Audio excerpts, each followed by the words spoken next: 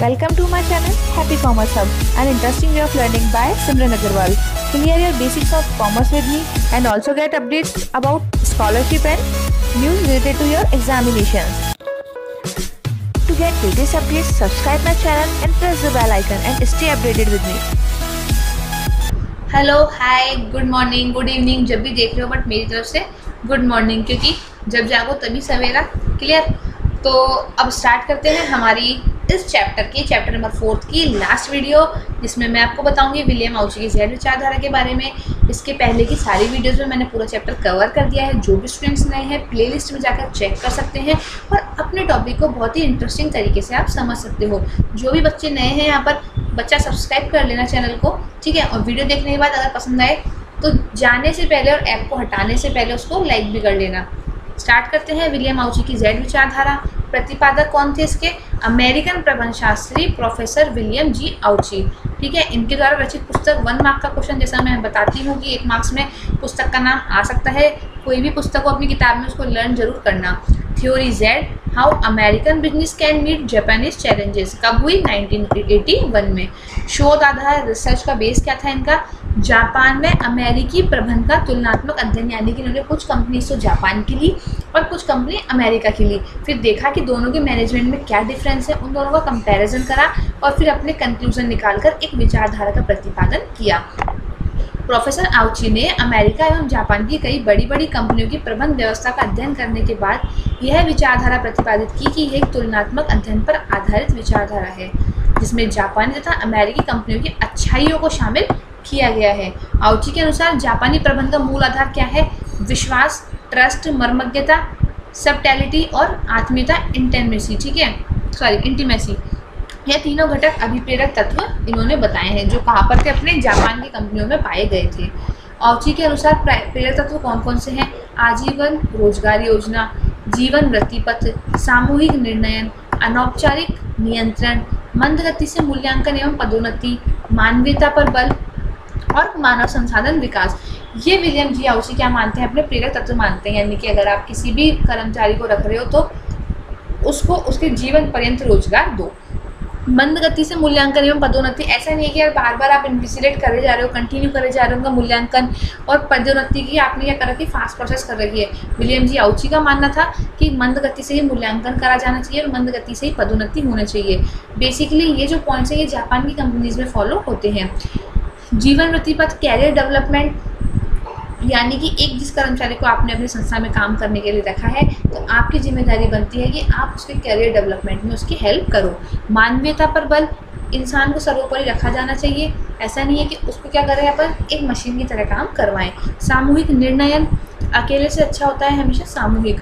मानव संसाधन विकास और अनौपचारिक नियंत्रण। एक तो होता है औपचारिक नियंत्रण जिसमें डर, भय, प्रताड़ना का रहता है, लेकिन अनौपचारिक नियंत्रण से मतलब है कि ठीक है, अगर आपसे कोई गलती हो रही है तो आप उसको चुपचाप समझा दो। क्लास में 2 बच्चों में लड़ाई हुई, एक तो बात आप क्या करो, प्रिंसिपल सर तक पहुंचाओ, बच्चों को रेस्टिकेट करवाओ या फिर पेरेंट्स को बुलाओ, और एक वो टीचर चुपचाप आके क्या बोले कि यार ठीक है बच्चों लड़ो मत, अब मत लड़ना, दूसरे को सॉरी बोलो।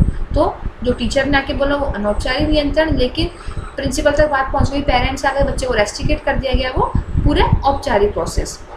आई होप आप लोगों को समझ में आ रहा है, ठीक है।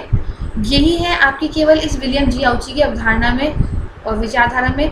इसको मैंने बिल्कुल शॉर्ट जितना हो सकता है उतना शॉर्ट आपके लिए बनाया है। फिर भी किसी बच्चे को कन्फ्यूजन हो क्योंकि बुक में लिटिल बिट बड़ा दे रखा है, तो हम आपको इसको बुक में भी देख लेते हैं कि बुक में इसको किस तरीके से दे रखा है।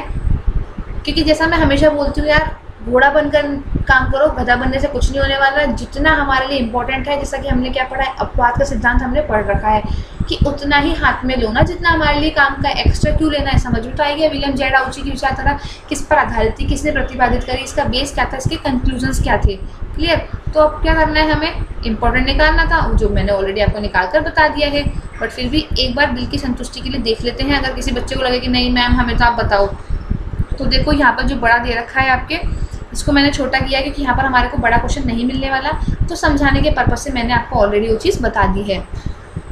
विलियम आउची की जेड विचारधारा, यहाँ के जितने भी इंपॉर्टेंट पॉइंट्स बनने चाहिए थे, निकलने चाहिए थे, ठीक है, वो मैंने ऑलरेडी आपके लिए निकाल लिए हैं। थ्योरी जेड बुक थी, वो हमने देख ली, 1981 में प्रकाशित हुई। इन्होंने क्या करा, अमेरिका और जापान की कंपनियों के बीच में तुलनात्मक अध्ययन करा, ये सब तो हमने देख लिया। जापान और अमेरिकी कंपनियों की अच्छाइयों को शामिल किया गया है, ये भी हमने लिख रखा है हमारी बुक में। ये तीनों पॉइंट्स हमने हमारे नोट्स में ऑलरेडी लिख ही रखे हैं। और इसके बाद अगर बात की जाए तो यहाँ पर आपको डिस्क्रिप्शन में जो उन्होंने प्रेरक तत्व माने हैं उनके बारे में बताया है। आजीवन रोजगार, मैंने आपको बता दिया कि जबरन क्या करना चाहिए, उनको छुट्टी नहीं दी जानी चाहिए। मंदी काल में भी, जैसे अभी कोविड-19 का दौर है तो बहुत सारे कर्मचारियों को कंपनियां निकाल रही हैं। हम भी डेली सुनते हैं कि इतने सारे बेरोजगारी बढ़ गई है, बट ऐसा नहीं होना चाहिए। ठीक है, एक बुरा दौर है, पर ऐसा नहीं है ना कि जिन कर्मचारियों ने हमारी अब तक सेवा की हम उनका बुरे दौर में साथ छोड़ दें। और मंद गति से मूल्यांकन में पदोन्नति की बात की जाए तो आउची ने अपने निष्कर्षों में बताया कि जापानी प्रबंधक ये मानते हैं कि उत्पादकता किसी एक व्यक्ति की देन नहीं होकर सामूहिक प्रयासों का परिणाम होती है। अतः किसी भी व्यक्ति को व्यक्तिगत उपलब्धि के आधार पर पदोन्नति न करके इस आधार पर पदोन्नत किया जाना चाहिए कि वह कार्य को समूह में किस प्रकार अभिप्रेरित करता है। यानी कि आपके 5 बच्चों ने प्रोजेक्ट का क्या करा, कोई प्रोजेक्ट बनाया स्कूल का। अब ऐसा नहीं है ना कि किसी एक बच्चे ने उसमें थोड़े ज़्यादा एफर्ट डाल दिए तो आप लोग उसी को प्राइज़ दे दिया। भाई ग्रुप एफर्ट है, सारी बात समझ में। तो वैसे ही कंपनी में भी यही किया जाना चाहिए। और वहाँ पर क्या होना चाहिए कि कम से कम 10 साल के बाद कर्मचारियों का प्रथम कार्य मूल्यांकन किया जाना चाहिए। और ऐसा अक्सर जापानी कंपनियाँ करती हैं।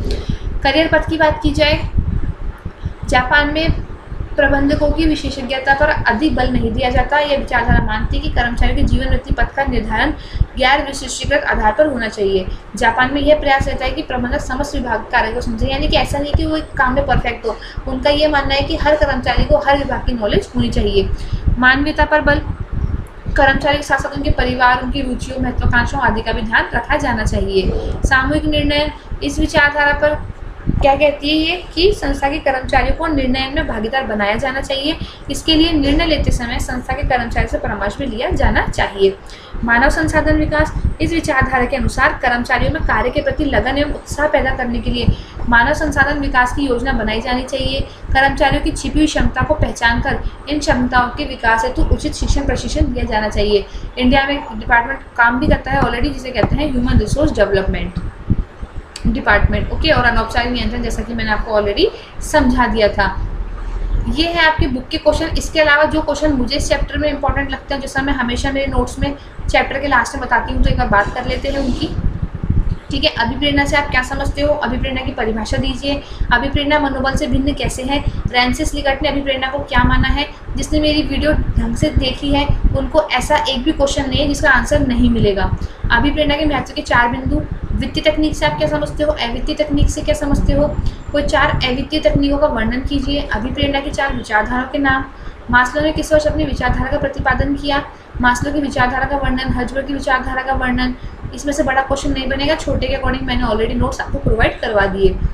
पीडीएफ चाहिए तो टेलीग्राम चैनल से ले सकते हो। कोई और इशू है तो इंस्टाग्राम पर फॉलो कर सकते हो, टेलीग्राम पर फॉलो कर सकते हो, कमेंट में बता सकते हो। मैकग्रेगर ने किस विचारधारा का प्रतिपादन किया, वर्णन कीजिए। विलियम आउची द्वारा रचित पुस्तक का नाम। आउची के अनुसार जापानी प्रबंधन का मूलाधार क्या है। विलियम आउची की विचारधारा का संक्षेप में वर्णन और विलियम आउची द्वारा बताए गए कोई 4 अभिप्रेरक तत्व। आई होप वीडियो बहुत इंटरेस्टिंग रहा होगा। चैप्टर 4 कंप्लीट होता है। 5th चैप्टर केवल आप ये मान लो एक वीडियो में कंप्लीट हो जाएगा। उसके लिए नोट्स हैं और मैं नोट से ही आपको क्या कर दूंगी, वो पूरा पढ़ा दूंगी। वहाँ पर हम बुक की हेल्प बिल्कुल भी नहीं लेने वाले। तो जल्दी मिलेंगे नेक्स्ट वीडियो में। तब तक के लिए अपनी पढ़ाई को कंटिन्यू रखना और ट्राई ये करना कि समझ कर पढ़ो, रट कर नहीं। Take care, bye bye.